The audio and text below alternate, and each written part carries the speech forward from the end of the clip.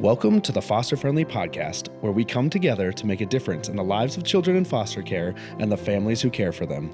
Foster Friendly communities are part of a nationwide movement by America's Kids Belong that helps people from all walks of life take action and help kids and families thrive. You'll hear from former foster youth, foster and adoptive parents, social workers, faith and business leaders, and other experts on how to engage in meaningful ways.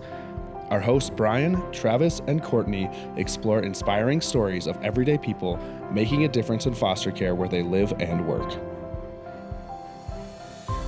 Hello and welcome to the Foster Friendly Podcast. I'm your host Brian Mavis with my co-host Courtney. And Courtney, today we have in the foster care world a celebrity. I mean, if this were a podcast, about gymnastics, this would be like interviewing Simone Biles. And so, Jamie Finn. And so, for those of you who know about foster care, you probably have heard of Jamie Finn. So she's a big deal. Jamie, welcome to the podcast. Wow, what an intro. Yes. Could you just follow me around, maybe, especially Right? when my kids are around and you can just give that intro? Yeah, we're talking about the Oscars today, and we're interviewing an A-lister. I'm really happy to be with you guys. You're a big deal, and I'll make sure your kids know it. Thanks. They won't believe you. But I'm happy to be here. You guys, you do such great work. And so it's really a privilege to get to talk with you today. Thanks. Well, for those of you who don't know who Jamie is, just a little bit, some of the factual highlights is that Jamie is the author of a best-selling book called Foster the Family. And she also has a book that we'll be talking about a little bit today called Filled, 60 Devotions for the Foster Parent's Heart, and a children's book. Or maybe we're talking about that. We'll see what we'll talk about today. God Loves Kids, a gospel-centered book about foster care. And she's the founder and president of Foster the Family and the founder of the Filled Gathering. She also has a very popular social media account, which I've heard of social media before, so I think that's a big deal. So I'm 1 year away from a boomer, so congratulations on your big social media account. And then most importantly, Jamie is the mother to 7 children through foster care adoption and through birth, and she lives in New Jersey with her husband, Alan.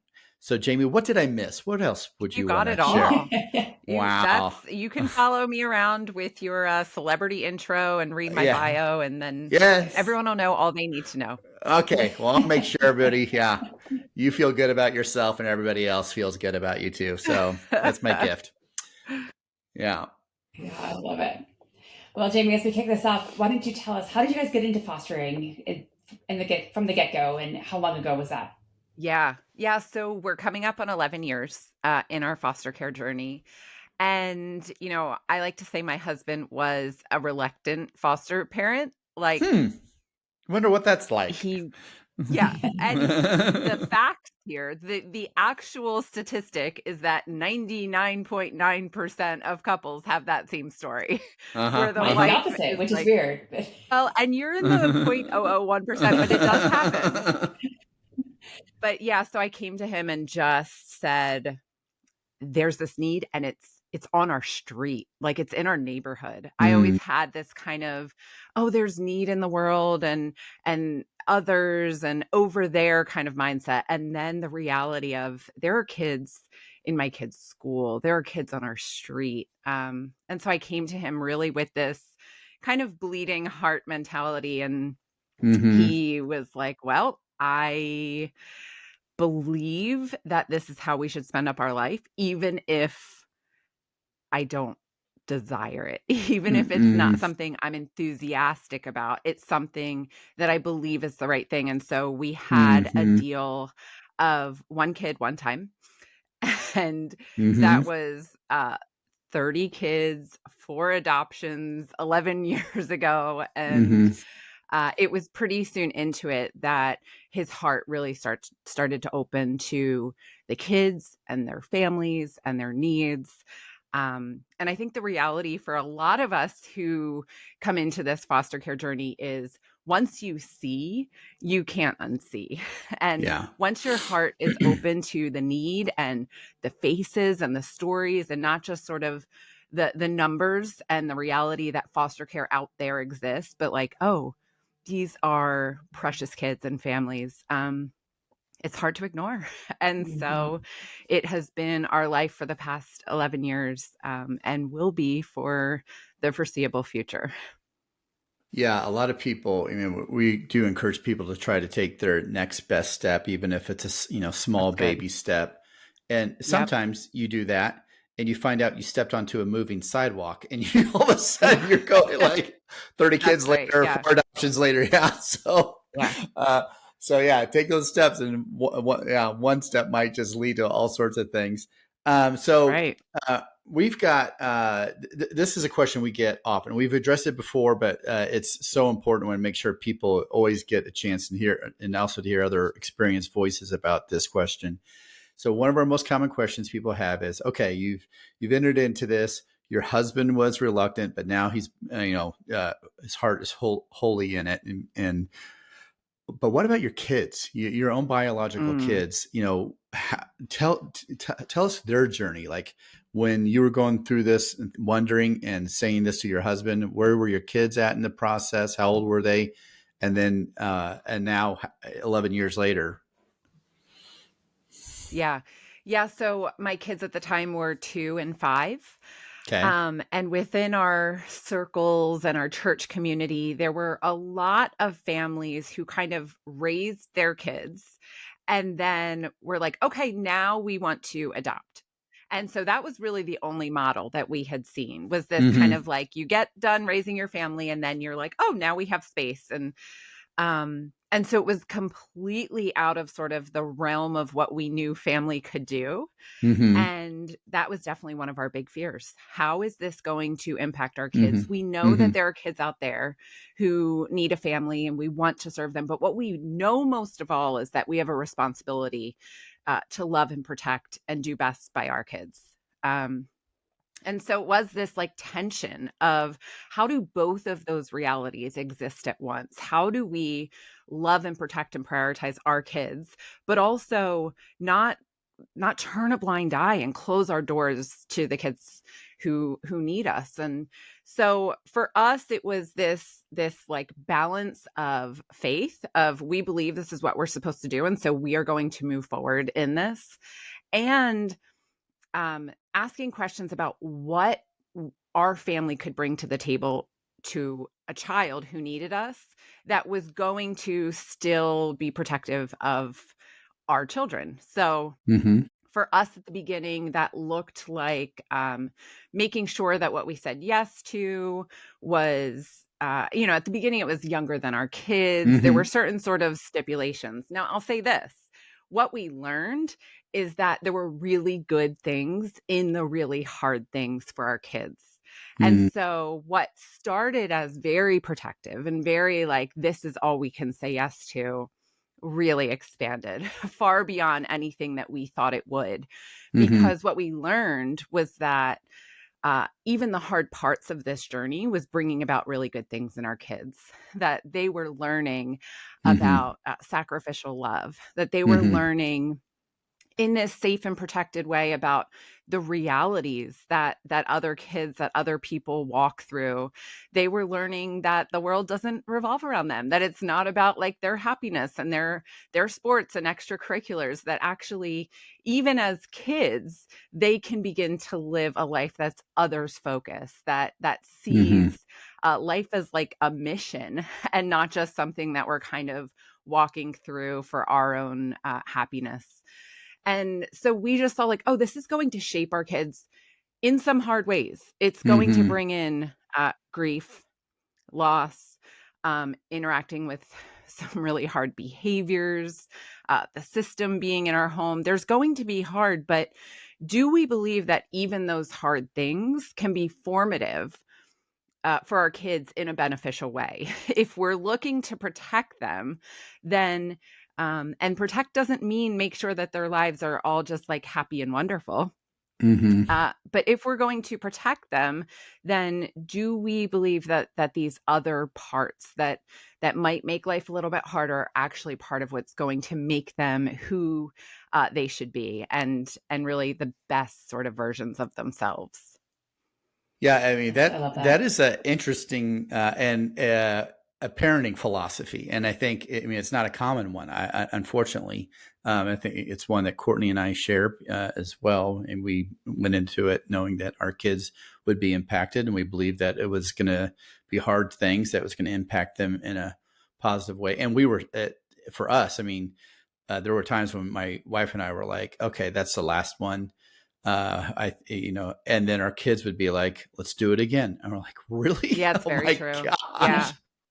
Yeah. Yeah. And then our girls, when they had to do an assignment, like give a speech or write an essay, they'd always write on being a foster sister, and it was an easy A. Yeah. And so, That's right. And my daughter just did her college application, yes. and I was like, oh, this reads like one of my blog posts. This All is right. just you talking about the heart of foster care and how it's Uh, been beautiful. yeah. Yeah. But yeah, and I know your daughter is foster adopted. At least one of them I Mm-hmm. know is a foster Mm-hmm. adopted mom. My Mm-hmm. daughter is going for social work to be a trauma Mm-hmm. therapist. Like, Yeah. that's the fruit I'm talking about. Our kids Yes. might say like, "Ooh, my childhood was not all roses, and there Yes. were dynamics that were hard." And the fruit of that, the fruit of a daughter who's living the mission, and a fruit of a daughter who wants to walk with people in their trauma now, I think it speaks for itself and how it's Yes. played out in our lives. Yeah. So, to parents out there in this world, and people like Jamie, and like I said, Courtney and I are on her side as well. We believe that having your own kids exposed, I don't know if that's the quite right word, but exposed to other kids who have had hardship, and having them learn about that world, learn about empathy and compassion, go through hard things, is a great thing for them, formative. And so if you're wondering if foster care is going to impact your kid, yes, it is. And That's right. but we believe, even though it could be hard and good are often in the same That's same absolutely world. it. Yeah. Yep. Yeah. Yeah. And you learn that definitely in foster care. Nothing is only one thing. It is always the both Yeah. and of it Nice. for the kids and their families and us, and for Yeah. our kids. Well put. Yeah, Yeah. very much so. Yeah. Well, speaking of kids, you recently released a book, God Loves Kids, a gospel-centered book about foster care. Tell us about the book. Tell us about your drive behind writing the book and your hopes for it. Yeah. Yeah. So, as a person of faith, I wanted a book for my own kids that kind of had this like full picture of what foster care is, that was trauma informed, that had a compassionate approach to first families and biological parents and the workers and judges and everyone, and pulled in this sort of like meta big picture narrative, the fact that like, yeah, we're all in these individual stories, we're all walking through our own stories, and there is also this big overarching story of God's story, and that he loves kids and that he has a plan for them. And my hope is that it kind of lifts all of our eyes out of or above just the hard that we see, that it lifts our eyes to the bigger story that's going on, because the reality is we cannot promise any ending to a child entering our home, or ourselves or our biological kids or anyone. And so the question for me was, what is a truth that applies to every kid in every situation? You know, God Loves Kids is not the most creatively titled book ever. And I felt like it was really important that the message could apply to every kid in every situation with every ending. That this is the big story. As you walk through the hard and broken parts of your story, we want to help you understand it. We want to help you see the people that God placed in your story to love and protect you.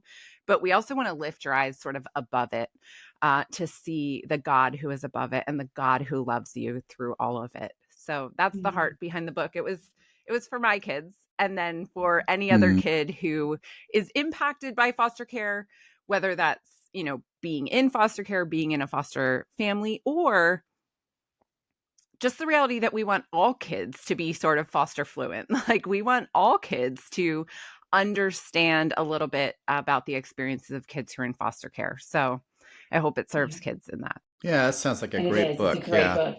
And It's a great book. I have it. And I do love how you pointed that out, because I've overseen the resources at America's Kids Belong. It's one of my jobs. And I get books sent to me. I buy books. I used to be a school teacher. I love children's books. Okay, yeah. A ton.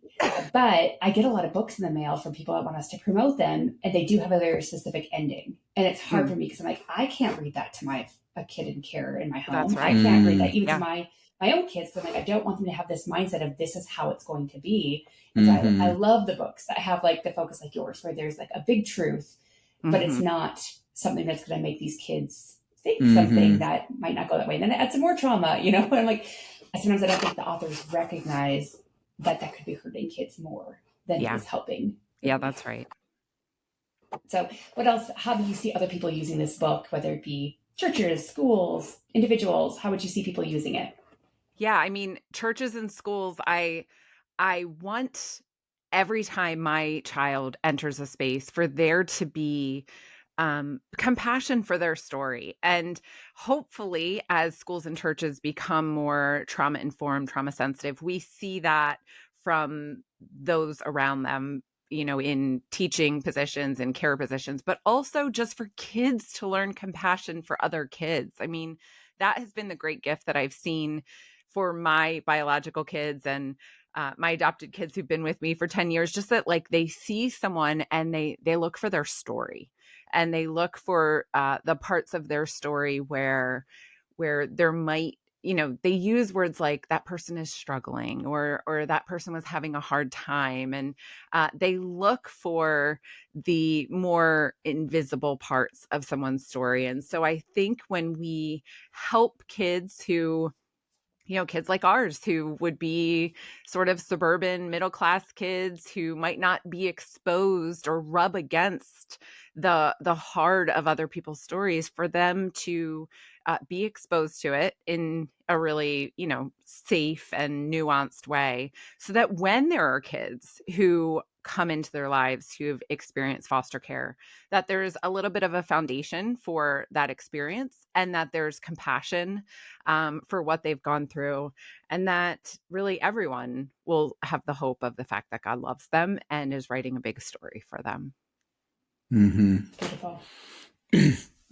Okay, Jamie, switch topics a little bit. One of the things that we were trying to figure out with AKB was trying to solve kind of two problems and see if we could do it with one thing. And so one of the problems we were trying to solve is knowing that foster parents were saying, this is really hard, so hard that I'm going to quit. And then another problem was lots of families saying, we really care about this issue, but we're not in a stage or place where we can foster, but we want to help some way.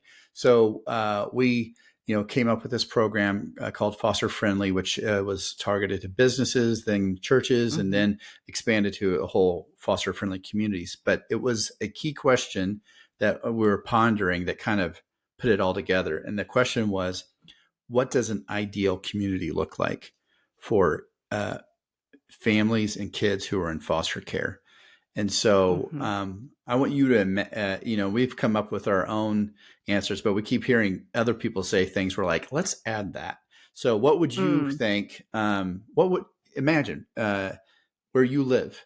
What would it look like to have an ideal community for families and kids? Yeah. So I think part of it is infrastructures and resources and systems and all of that. And that is where government and schools and all of those can come in and better support families. But let's put that aside for a minute, even though I think that's deeply important.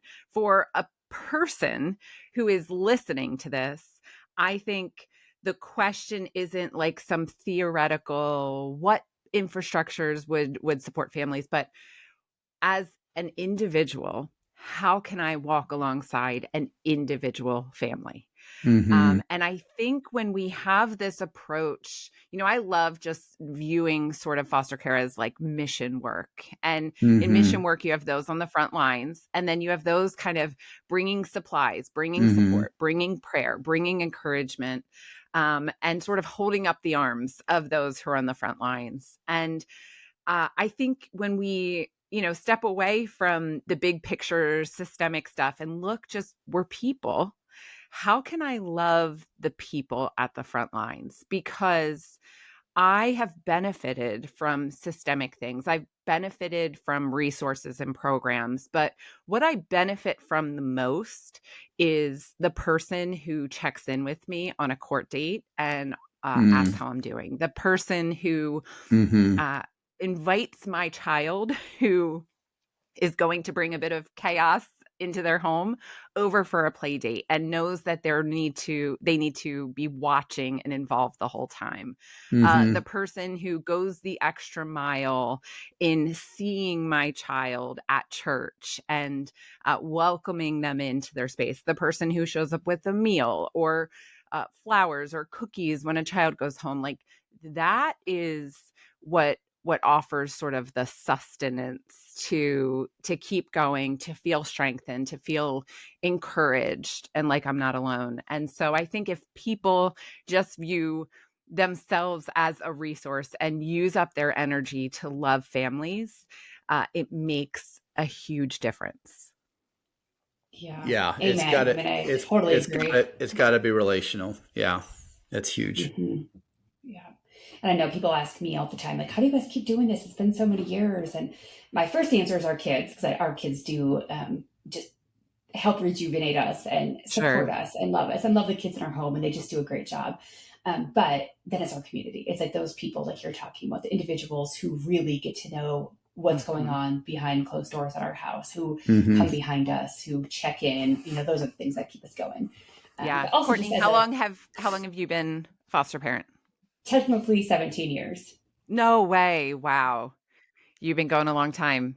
Yes. Yeah. It's been through a few things. Yeah, sure. I can only imagine with that long. That's amazing. Love it.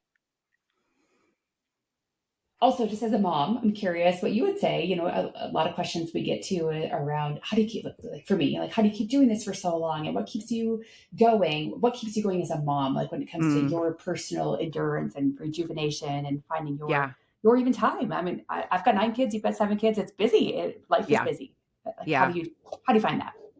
Yeah, I think it's a really crucial question to answer. And it's one that, to be transparent, I have not prioritized in the right way for a long time.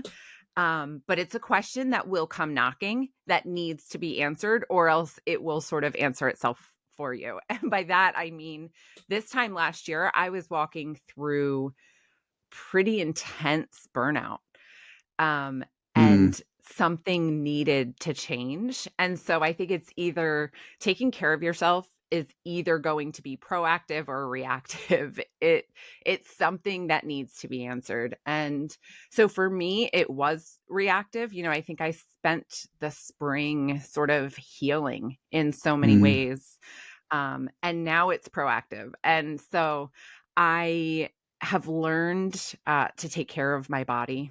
I have learned that you just cannot keep pushing through because other needs need to be met, because everyone else's needs prioritize your own. And so I've learned that like one of the best ways I can love my kids is to take care of myself, that the only way I can show up regulated and attuned for them is if I'm regulated and attuned myself. Like there were so many things that I prioritize as a parent, that because I was prioritizing my kids over my own wellness, it made me a worse parent. And so I've learned things like, okay, what does it look like for my schedule to prioritize moving my body? What does it look like to take the time to make sure that I'm reading. Like I hit my reading goal this year for the first time ever because I needed to have moments where I wasn't just being productive, where I wasn't just meeting other people's needs, but where I was resting and rejuvenating. And that was a hard shift for me. And it's something, I've been teaching a workshop on self-care for 6 years now. And I've experienced burnout a number of times over those 6 years. So it's something I knew, something that I believed in theory, but the reality of actually implementing changes was really hard. And so I don't think we can ever answer that question for someone else. I don't think we can say like, well, here's what you need to do to make sure you're taking care of yourself. I think that every parent needs to be asking sort of this bigger question of like, do I believe that my needs need to be met as well? That I have physical, emotional, spiritual, relational needs, and that those need to be filled, that I cannot, all the cliches like your oxygen mask first and you can't give from an empty cup, like all those things, I knew them, I said them, but I had to like internalize it. I had to believe it in a way that actually brought change into my life, that I'm not going to push off therapy. I'm not going to push off exercise. I'm not going to just work and be productive. I'm going to take 2 hours and walk around Hobby Lobby because I'm not just a mom and I'm not just a leader and I'm also a person. And so it's been and a shift for crafter, me. apparently. And a what? Sorry? Crafter. Yeah. Decorator. Wow, 2 hours at Hobby Lobby. That's a lot of hobby. So it was a big shift for me, and it's borne really good fruit. And it's helped carry me through some really hard things. So I mean, you talked about kind of having to, it started by being reactive and you knew it all. I mean, do you feel like it's inevitable that people have to reach a crisis moment before they actually like, I'm going to start doing this? Yeah. That is a really, really good question. The on paper answer is no, of course not. Of course we can make these changes proactively. Here's what I know about the people who are in this work.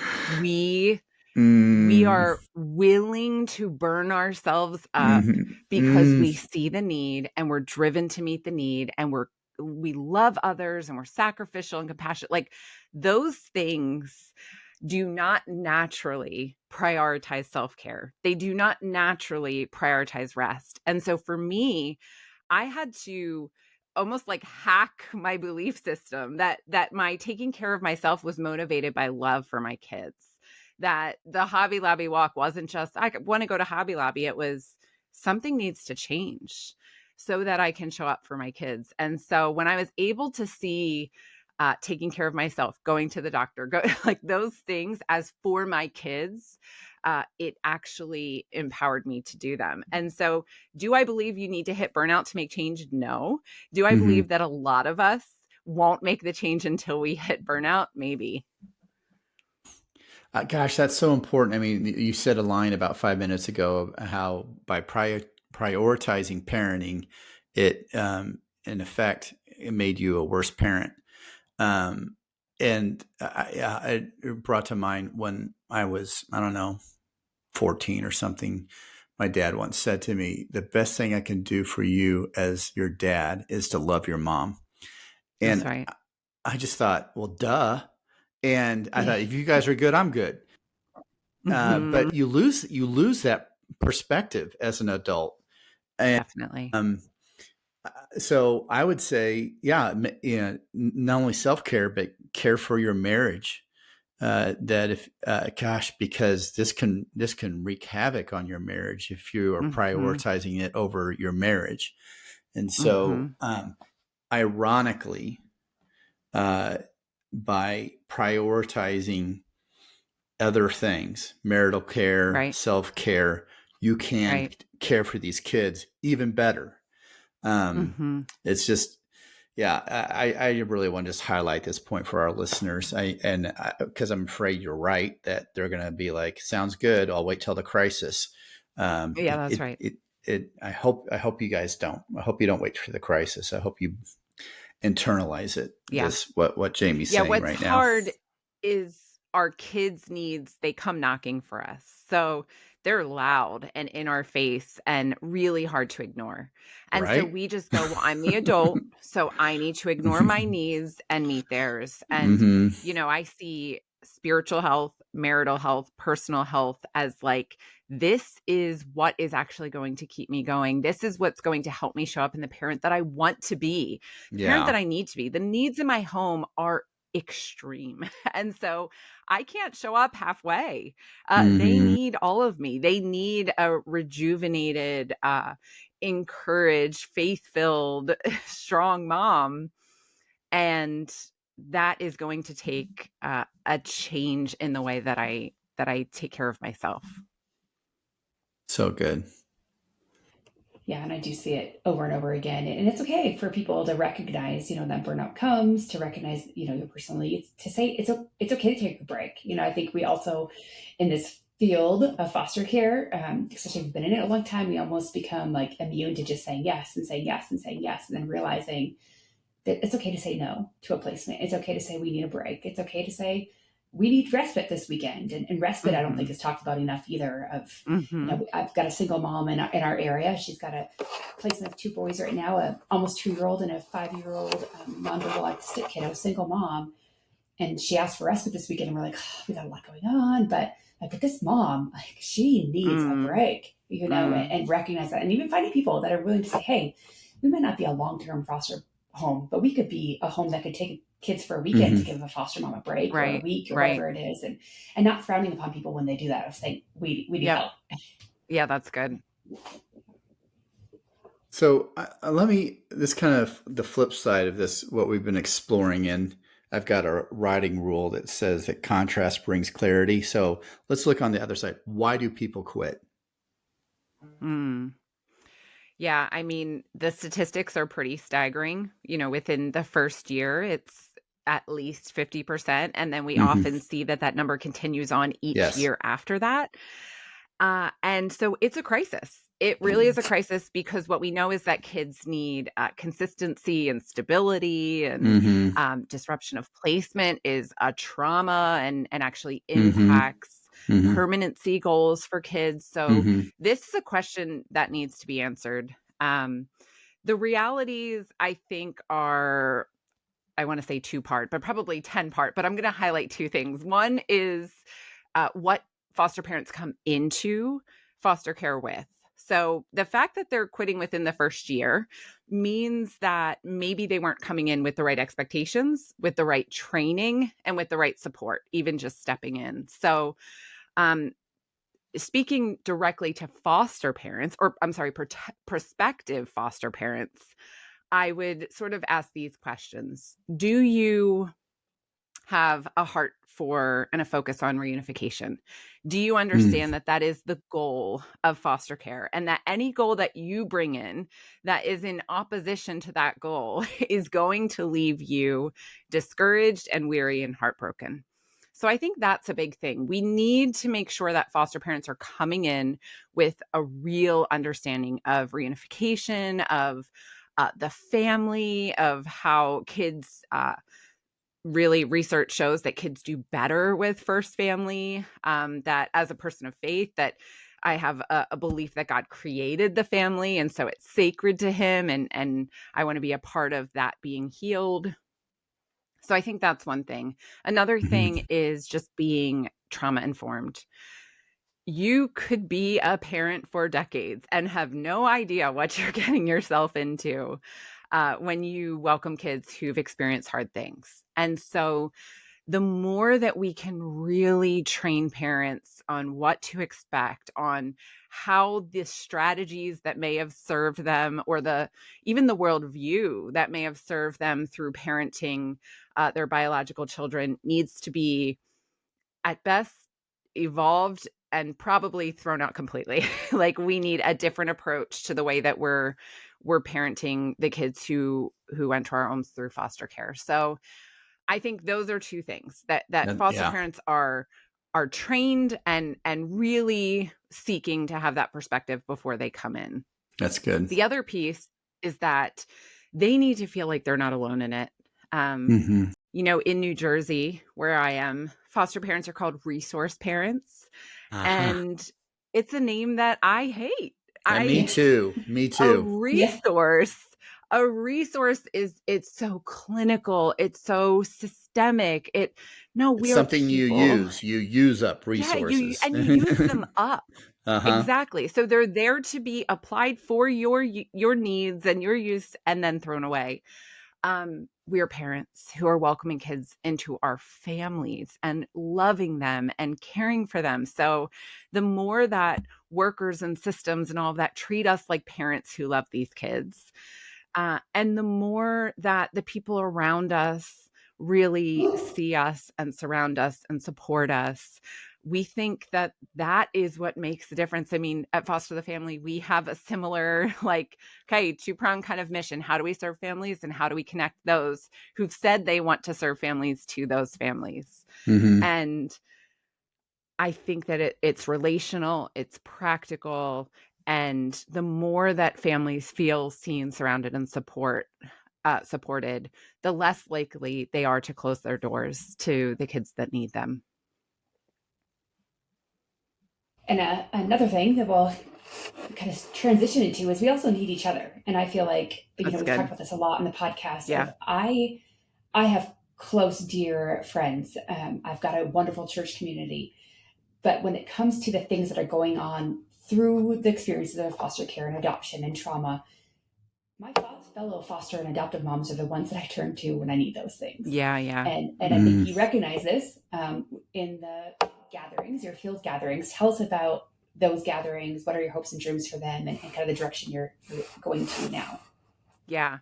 Well, Foster the Family was founded in this idea that foster parents need mutual support and connection. The way that you're saying, we know that. We've experienced that ourselves.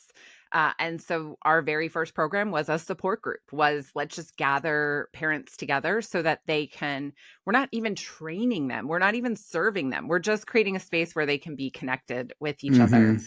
And so Filled was born out of that. Years ago, we had 80 women who came together for a weekend retreat, and it was biblical preaching and worship, and then practical workshops and teaching, and then just lots of time for connection with each other, to feel seen, to have each other, and just be refreshed and have fun and laugh and rest. And so that was where we began. We now gather 1,200 women in person, and we have virtual and local gatherings as well.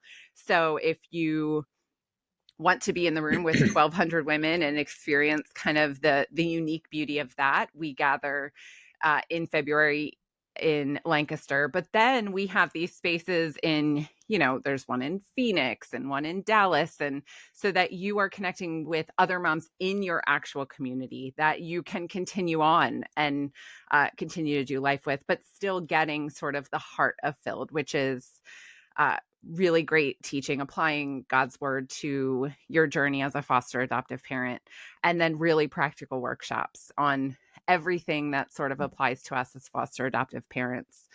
So that is dear to my heart. It is sort of my baby and my passion project, and it's the place where I receive so much encouragement, so much community and friendship.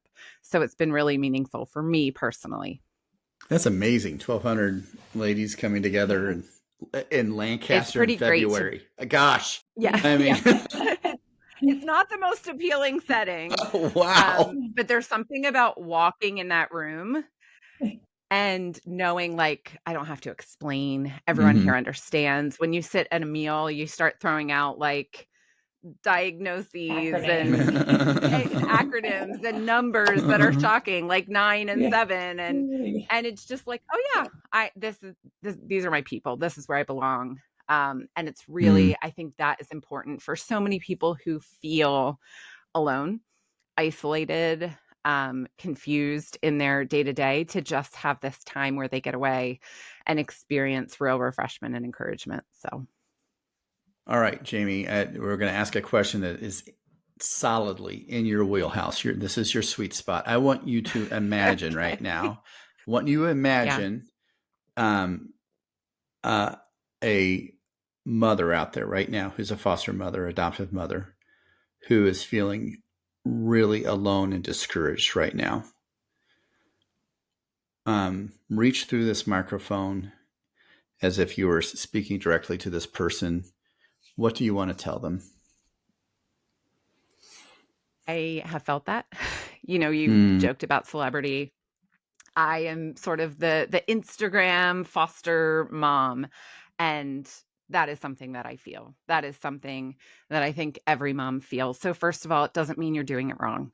Doesn't mean that you shouldn't be doing it, that you're not equipped for this. Doesn't mean that you should give up. So hear that first of all. And then second of all, I think hearing that every moment, every day is important. That when it feels like, why did I even have this kid in my home for them to just go home? Why am I dealing with the same behaviors over and over? That the impact that you're making, you cannot see or understand it, that it will echo out for the rest of these kids' lives and into eternity, that the work that you're doing in the small and seemingly meaningless and mundane and undone sort of moments of every day are eternal moments, that they're life-changing moments. And so keep showing up when it's hard, because you can't even imagine the impacts that you're making on kids and families and your community, the world, and eternity. That was excellent. I was right. Yeah. You nailed it. Encouragement. Yeah. Well, similarly, but now thinking about the kids in care. So flipping that kind of mindset and thinking about these kids. And one thing that we like to ask all of our guests as we finish out a podcast is, if you were to finish this sentence, Jamie, what kids or youth in foster care really need is, what would you say? They need people who are going to say yes to them for as long as they need them. So they need not just homes or beds. We used to talk that way, like, I have a bed, and kids need home. No, kids need families. Even if they have first family and are reunified to first family, at every moment of a child's life, they need a functional family. They need a mom who is showing up for them, or a dad who is showing up. And so kids need to be embraced into a family for as long as they need. And for a lot of our kids, that's going to mean post reunification. It might mean into, and AKB does this well, it might mean far past when they graduate from foster care, far past when the state keeps serving them. They need people who are going to walk with them and love them and remain a part of their story. So parents, people who are going to say yes to them and walk with them for as long as they need them. Yeah, very well said. And just truth. That is truth. That's what these kids need. They need a sense of belonging in a family for however long that looks. For long that we always kind of have a inside sayings here, but one of them is that as long as needed, right? Like say yes as long as needed. And that's the heartbeat behind your field gatherings. It's the heartbeat behind all these things we talked about today, is getting these families that are, that don't quit within the first year. Like, how can we keep them going so that they can say yes for as long as this kid needs? That's right. Without the burnout, without the feeling loneliness, without being discouraged. And those things will come. But then how can we sustain and rejuvenate and get back on our feet to keep saying yes? That's right. That's good. Well, as we close this off, tell us, how can listeners, if they aren't already following you, which I'm guessing most or all are, how can people follow you? How can they find out about your gatherings and all the stuff you're doing? Yeah, so I am president on social media at Foster the Family Blog, fosterthefamilyblog.com. And then the organization that I lead is fosterthefamily.org. So you can learn about our support groups. We have support groups around the country. You can learn about the Field Gathering or the local gatherings, which will be happening in the spring. So Foster the Family across the board, that's where I am. Easy enough. We'll make sure we include that in the show notes again. For those that are listening, I encourage you to get your books, to read the books, follow Jamie if you're not already, and then, check out those field gatherings and support groups. Thank you, Jamie, for joining us and for all that you do that helps so many other families and kids. Thank you. Thank you for having me. It was really sweet to talk with you both, and I appreciate the work you do. I appreciate the invitation today. We hope you enjoyed today's episode. If so, will you help us reach more people by subscribing, sharing the podcast with a friend, and leaving a 5-star review? If you've been inspired about what you've heard today and want to learn more of how you can make a difference for kids in foster care and the foster families where you live, visit americaskidsbelong.org. We depend on individual donors to fund our work. We'd be grateful if you would consider joining us as a monthly donor. Visit americaskidsbelong.org to make your tax-deductible donation. Thank you. Together, we can ensure a family for every child in foster care and a foster-friendly community to ensure every foster family feels loved and supported.